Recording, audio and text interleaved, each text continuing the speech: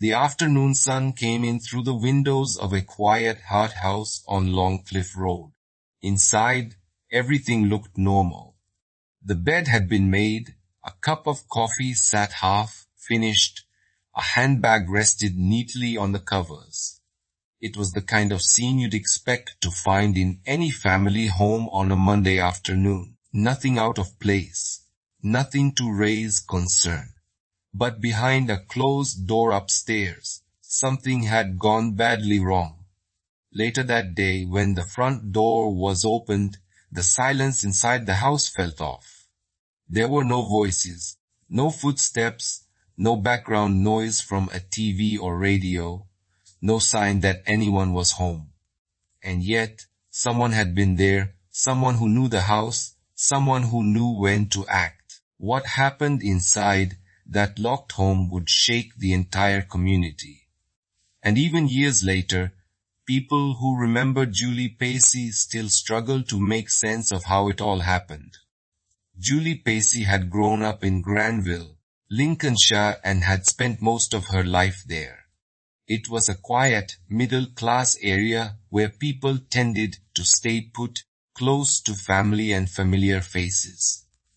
She was married to her childhood sweetheart, Andrew.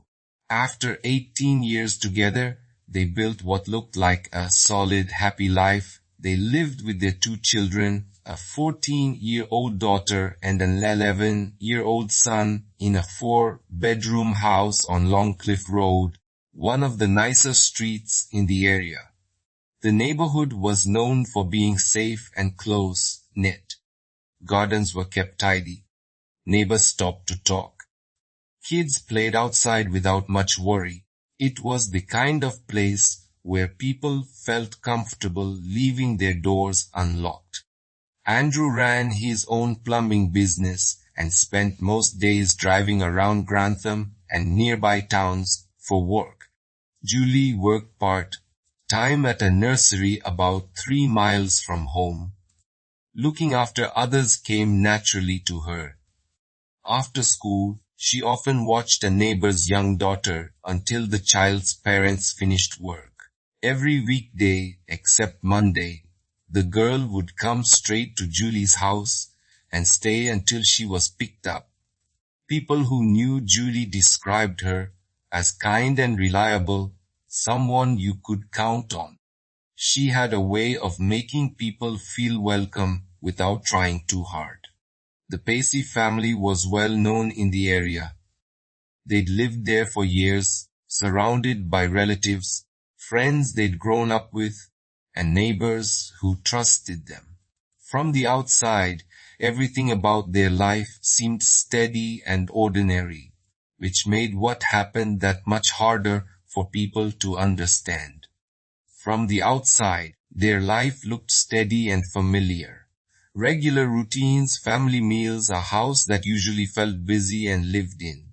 The morning of September 26, 1994, started the same way any other weekday did. The weather was mild and bright, one of those early autumn days that still feels a bit like summer. Andrew left early for work, heading out to a plumbing job on the other side of town. Not long after, kids got themselves ready and left for school. Around 10 a.m., Julie drove to the nursery for her shift. She finished work at 2 p.m. After that, she stopped by her parents' house for a short visit, then went into Grantham. Around 2:30, she was seen shopping in town. By 2:45, a neighbor noticed her pulling into her driveway in her Audi. After that, no one knows exactly what happened. At about 4:15 p.m., Julie's daughter arrived home from school. She walked into the house and called out for her mom the way she always did. There was no answer.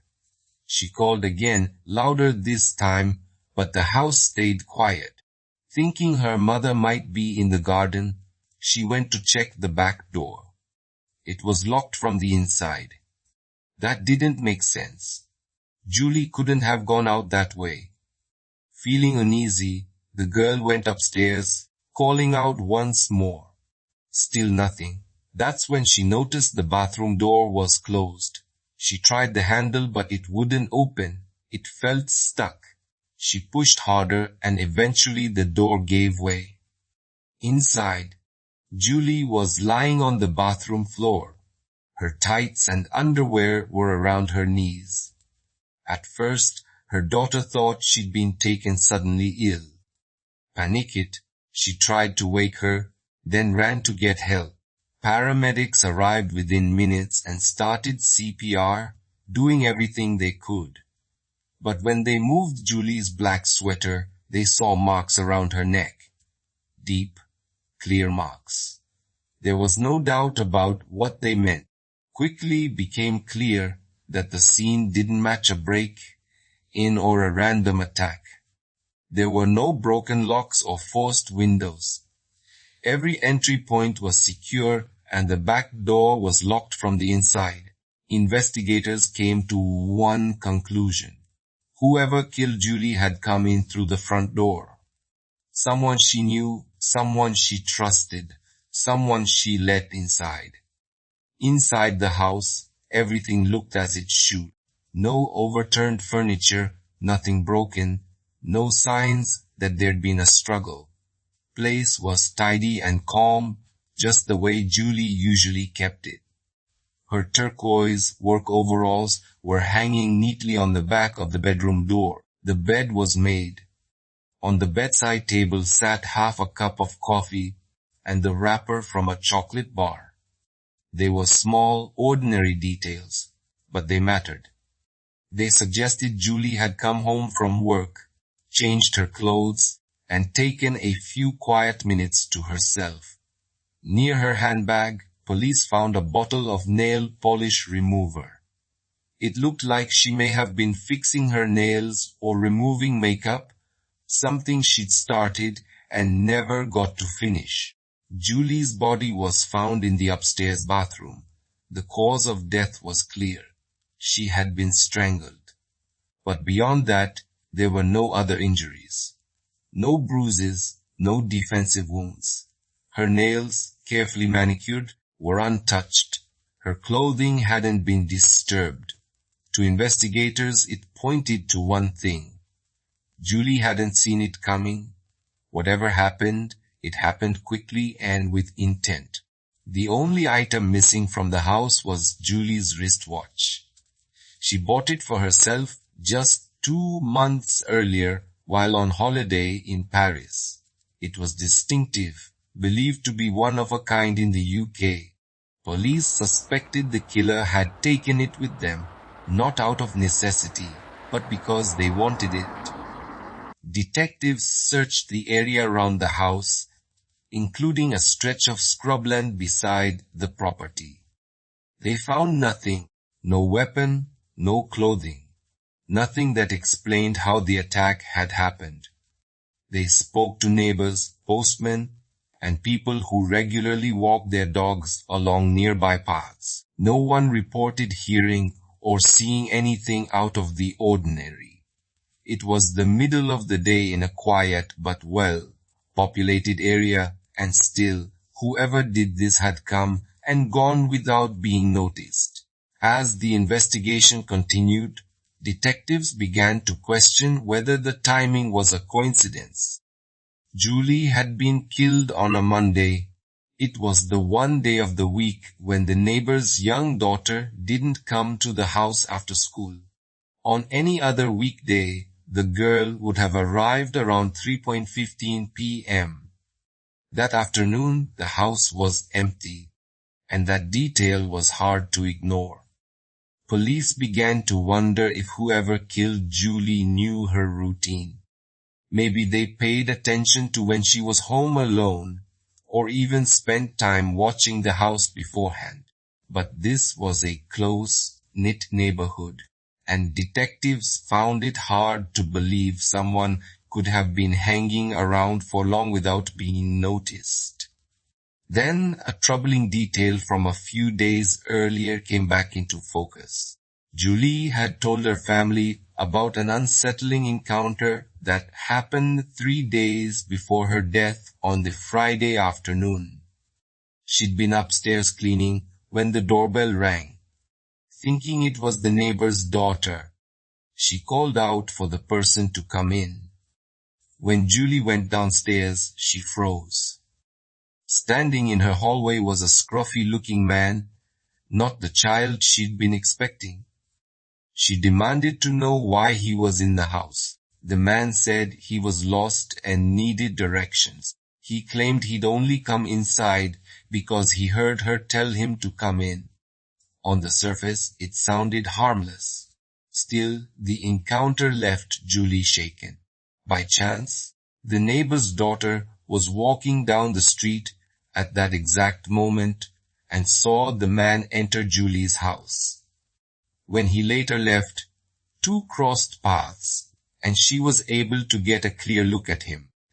That brief moment would turn out to be important.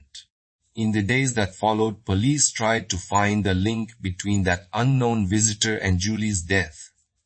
That there were no fingerprints, no DNA, and no one who witnessed the crime itself. Without anything concrete to work with, the investigation quickly lost momentum. Even so, the image of that man and what may have happened behind the closed doors of Julie's tidy home stayed with people in the area long after. Witnesses described the man in noticeable detail. He was of average height, with a stocky build and a weathered, ruddy face, the kind you'd expect from someone who worked outdoors. His cheeks were particularly red, even from a distance. He appeared to be in his mid-40s and was wearing a checkered shirt and overalls, which made him look like a tradesman or laborer. Later, another witness came forward. They claimed they had seen Julie with a man matching that same description on the day she was killed.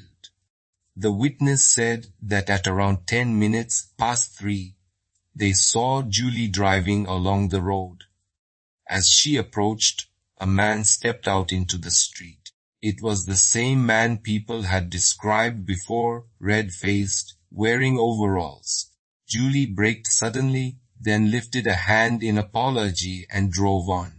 By that point, the man had already walked past Julie's house, but instead of continuing on, he turned around and headed back in her direction. The witness watched Julie pull into her driveway, but they didn't stay long enough to see what happened after that. They couldn't say whether the man followed her inside, kept walking, or went somewhere else entirely. What they were sure about was this: it had been Julie behind the wheel, and the man in the road was the same one who'd been seen inside her house days earlier. Investigators noted the statement, but they didn't treat it as strongly as some of the other leads. Still, it linked two moments that were hard to ignore: the unexpected visit on Friday and Julie's murder the following Monday. Police began to wonder if both incidents involved the same man. Someone unfamiliar. Someone who may have been paying more attention to Julie's movements than anyone realized. At the time, there was renovation work going on at the end of Long Cliff Road. Builders were in and out all day, tools in hand, vans parked nearby. It raised the question of whether the man in overalls, as he became known, could have been one of them. Another theory was that he wasn't a builder at all, that he was using the overalls to blend in, and knowing no one would question someone who looked like they belonged there. Officers visited local building sites, speaking with foremen and workers, and shared the witness descriptions. No one recognized him. Even so, detectives couldn't get past how strange that first encounter had. Why knock on Julie's door to ask for directions? There were other people on the street, shops nearby, easier ways to get help. It was the kind of excuse that didn't sit right. Something people usually say when they're looking for more than directions. and slowly police began to suspect that the visit on Friday hadn't been innocent at all. One theory was that Friday had been a failed attempt, a moment where the man planned to hurt Julie, but didn't follow through. Maybe he left, spent the weekend replaying what he hadn't done, and came back on Monday, resolved to go through with it. It was only a theory, but it lined up with the timing. What troubled police even more was that the man never came forward. By then, his description had been shared nationally. If he really had been lost in asking for directions, investigators believed he would have had every reason to identify himself. But he didn't. Instead, he stayed silent. The media started calling him the man in overalls. His stocky build, red cheeks, and checkered shirt became instantly recognizable, tied to one of Lincolnshire's most unsettling, unsolved cases. Police didn't believe his silence came from confusion or fear. They believed it meant he had something to hide. In the days between Julie's encounter on Friday and her death the following Monday, several people reported seeing a man matching that same description around Grantham. He was spotted in a local park. Later, he was seen inside a small shop where his behavior stood out. The shop assistant remembered him standing uncomfortably close, tense and confrontational. Not openly violent, just enough to make people uneasy. Those sightings stayed with investigators. The image of the man in overalls became harder to ignore. When detectives stepped back and reviewed everything, the crime scene itself still raised more questions than answers. Julie's house had been properly secured. The windows were locked. The back door was bolted from the inside. The only uncertainty was the front door. One thing, however, was clear. Whoever killed Julie either walked in without resistance or was led inside by her. Once inside, he strangled her, most likely in the bathroom, and then left quietly. What disturbed investigators most was how calm everything looked afterward. Nothing was damaged. Nothing appeared disturbed. There were no signs of a struggle. Julie's nails were still perfectly done. Not a single one chipped or broken. That detail stayed with them. It suggested she never had the chance to fight back. Later, forensic experts concluded that the attack had been fast and controlled, carried out with deliberate focus rather than panic. And that only deepened the questions surrounding who had been inside that house and why. Whoever did this, police believed, wasn't acting on impulse. The attack showed planning and control. Investigators felt they were likely dealing with someone who had offended before, possibly with a history of sexual violence or previous assaults. DNA was collected from the scene, and for years it sat unanswered. Then in 2014, nearly 2 decades later, police announced they'd managed to build an almost complete genetic profile. There was real hope that advances in technology would finally put a name to the killer. But when the DNA was checked against national databases, nothing came back, no matches. That meant the man had never been arrested in the UK between 1995 and 2014, or as police quietly considered, he may no longer have been alive. Even so, they renewed public appeals, asking anyone with information, no matter how small or how long forgotten, to come forward. As the investigation continued, another odd detail surfaced. Around the time of Julie's murder, a blue BMW, possibly a 5 Series, had been seen parked in her driveway. Police appealed for the driver to come forward, or for anyone who recognized the car. No one did, and the lead eventually stalled. From the outset, detectives ruled out Julie's husband, Andrew. His alibi was solid. He'd been working on a plumbing job across town at the time of the murder, and nothing placed him near the house. He was eliminated early on, but what happened next added an unexpected turn to the case. In 1994, the BBC program Crime Watch produced a televised reconstruction of Julie's murder. A 32-year-old man named Steve Watson applied to play the role of the killer and was cast. When the episode aired, viewers were stunned. Steve looked strikingly similar to the police composite of the suspect. The resemblance was so close that people began whispering that he might be more than just an actor in a reenactment. At first, Steve laughed it off. He assumed the rumors came from people who didn't understand how the show worked. But years later, in 2015, Crime Watch re-aired the episode.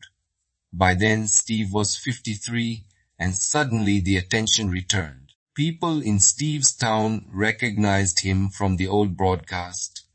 Some panicked and called the police, convinced they just walked past the real killer.